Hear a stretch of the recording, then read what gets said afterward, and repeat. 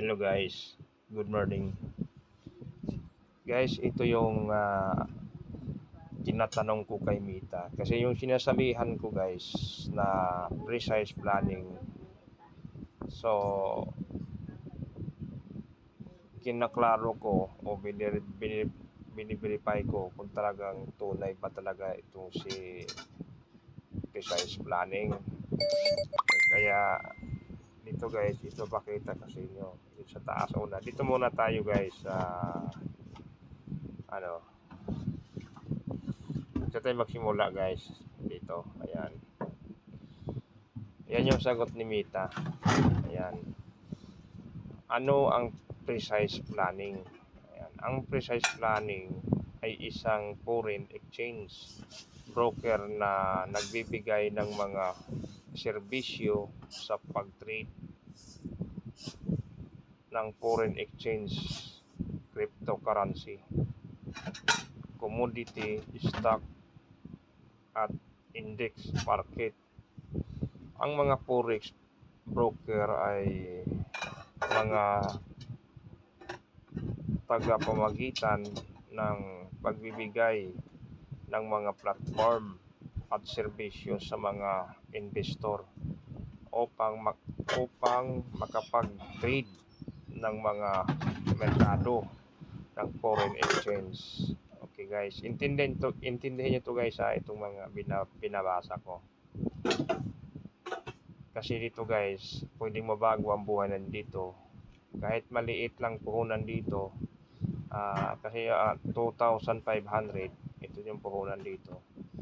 So lalago yan guys. So sana maniwala kayo. Kasi totoo na ito, hindi to siya hatso-hatso na mga platform na katulad sa mga sinasalihan natin na na-scam tayo. Okay? So ituloy ko yung basa.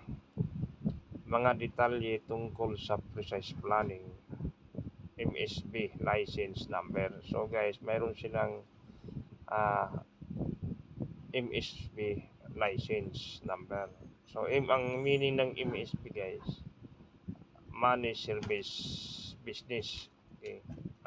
Ano sa pension yan? Sa pension. Okay. Mamaya babasahin ko mamaya yung pension, kung ano si pension. Ituloy natin. Ito yung number niya guys, 3100266476,494. Ayan siya. Matapos sa ASIC naman guys, sa Australian ASIC Financial License number niya, ito naman 0013111177. Okay, ibig sabihin isa siya na nabigyan ng pension MSB. Okay, yan yung MSB na yan. At saka ni ASIC. Yung ASIC na yan, palang dito sa Pilipinas na SEC, yung SIC. Okay? Kaya guys, ligtas po ang ating pamumuhunan dito. Kaya ito, tinitiyak ko at sinisigurado ko na makakaroon tayo ng income dito pag mamumuhunan po tayo dito ng kunting halaga 2,500, papalaguin nyo lang yan. Okay, ngayon guys, pwede kayo magdagdag dito. Okay, so tuloy tayo guys. Ano ang isang foreign exchange broker? Okay, ang mga forex exchange broker ay mga institusyon na nagbibigay ng mga serbisyo sa pag-trade sa merkado ng forex exchange. Yan ang una. Pangalawa, ang merkado ng foreign exchange ay isang global na merkado na nagbibigay daan ng mga transactions sa mga sa pagitan ng mga currency ng iba't ibang bansa. Okay? Pangatlo, ang mga forex broker ay nagbibigay ng mga electronic trading platform kung saan ang mga trader ay nakakapagbili at pagbinta ng foreign exchange. Okay? Pang-apat, ang mga broker ay nagbibigay ng mga real-time na quote ng foreign exchange at tumutulong sa mga trader na i- i-execute ang mga buy o sell order. Okay? So, yun yung lima. Lima yan guys. 1, 2, 3, apat pala. Okay. Tuloy tayo. Ang ano ang isang money service business? MSB. Ayan guys, pinapaliwanag ito. Ang US MSB license ay isang financial regulatory license na inisyo ng US Financial Crime. Yan ang PINCEN. Yan. Financial Crime Enforcement Network, PINCEN. Yan siya. Magkasama lang siya, MSB. Isa lang yan sa PINCEN. Diba guys? Tuloy natin. Kompleto na to. Ang PINCEN ay responsible sa pagpapatupad ng bank secrecy. May act pa sila guys. Bank Secrecy Act, BSE, na nag-aatas ng mga institusyong pinansyal,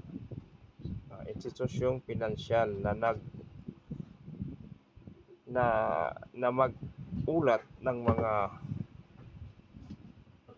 kahina-hinalang aktibidad at malaking transaksyon sa cash. Ang PINCEN ay nagtatrabaho sa ibang mga ahensya ng pagpapatupad ng batas, mga organisasyong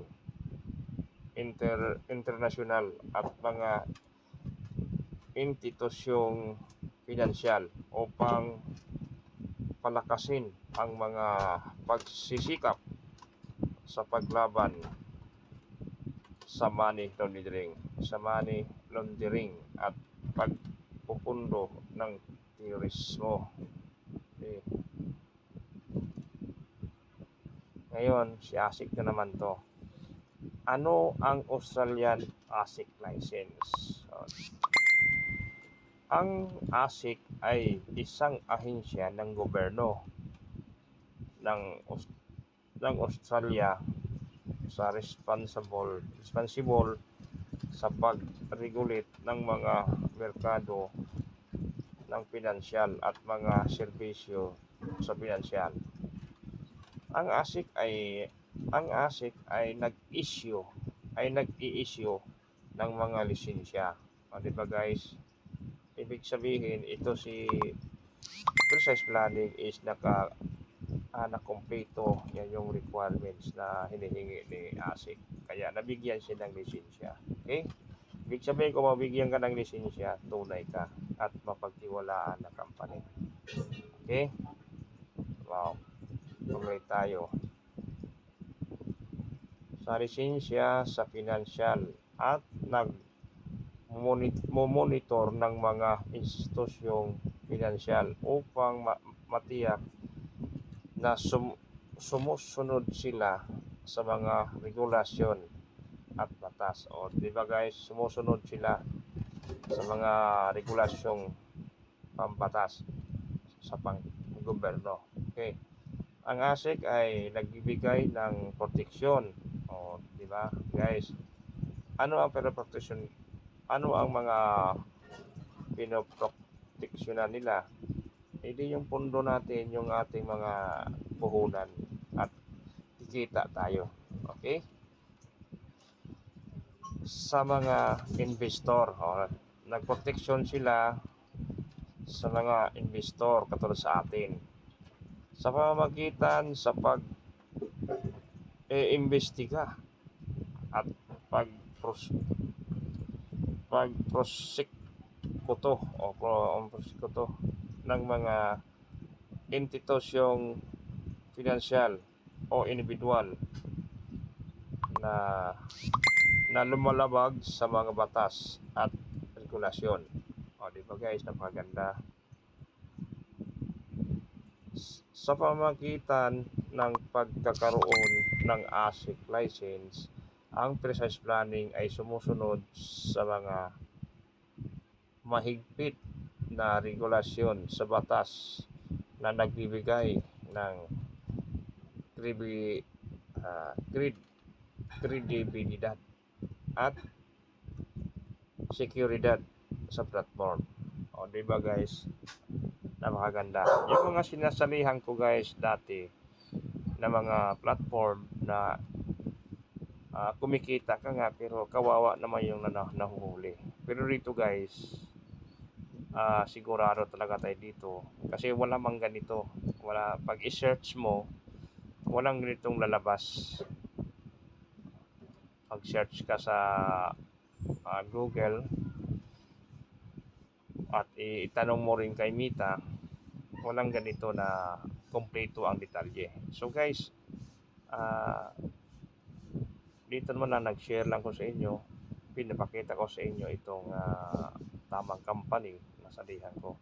Ngayon guys, tingnan nyo itong number niya, number license niya. Ipakita ko din sa inyo itong website ni Precise Planning. Kung pareha ba dito sa binigay ni Mita AI, itong number na to, yung number license niya dito sa MSB. Okay. Yung 3100265476 at saka 00131177. So ipakita ko sa inyo yan. Okay, nandito yan guys. So dito yan. Mayroon akong apps dito sa Precise Planning dito na doon sa ito.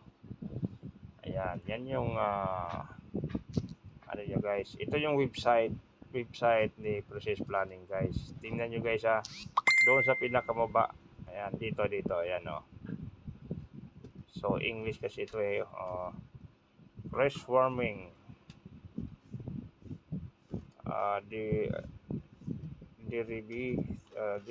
Ano ba dyan, di ko makita derivative margin trading comes with a high risk of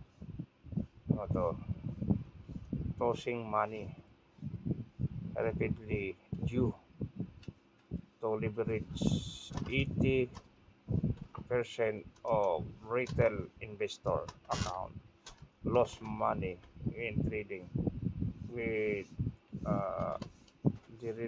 derivatives margin.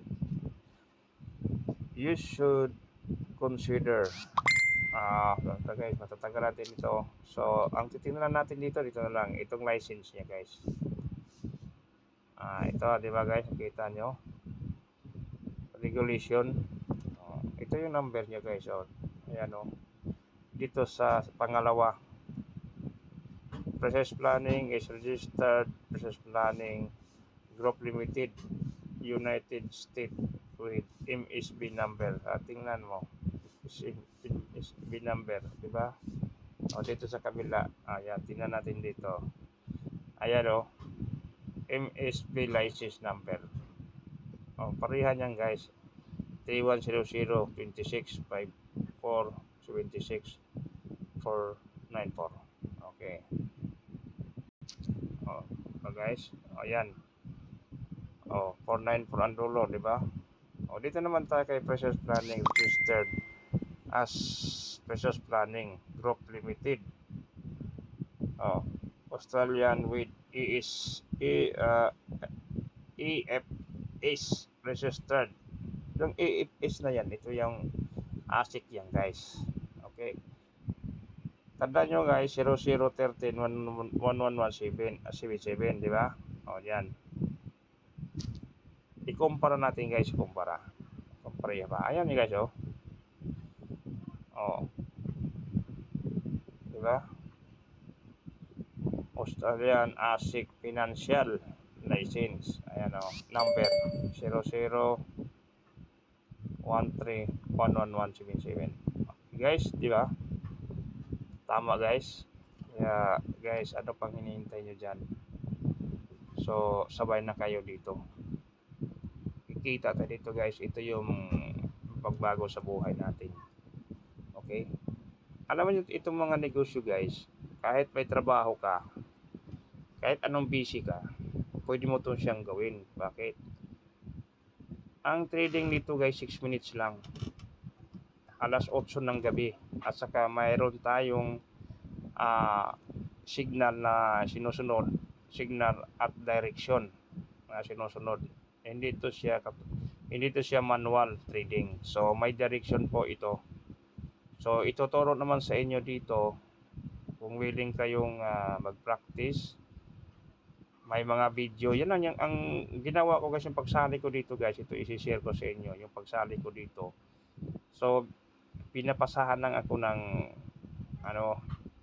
direction o video na pinapanood ko. So inulit ko yung video panoorin at sabi ng applying ko, mag-practice ka sa demo. Ayan. So sunod lang tayo kasi mayroon kasi itong bago ka sumali, kailangan matututo ka magtingin sa direksyon at mayroon kang pipindot-pindutin dyan, mayroon kang i-click, masundan mo yon. Wala namang mahirap guys kung gusto mo talaga, kung gusto mong kumita. Kasi dito, napagan na tong business na to kasi cellphone man lang ang gamit mo, hindi ka naman nagtitinda dyan, katulad sa mga dyan, nagtitinda ka. So may babayaran kang kuryente, may babayaran kang pwesto, may babayaran kang katulong, may babayaran ka ng tubig. Dito guys, wala ka nang babayaran na pwesto. Hindi ka nag-arkila. At hindi ka rin nagbabayad ng kuryente, tubig. Okay? Yun ang kagandahan nito guys. Ito guys, i-try nyo. Ito. So guys, yun lang guys. At sana mayroon kayong nakukuha at natutunan ditong video ko na to. So guys, huwag nyong ipagkait yung pag-like, pag-share, at pag-comment. Lalo na guys, pindutin nyo na yung bell button dyan. Pag-subscribe kayo guys.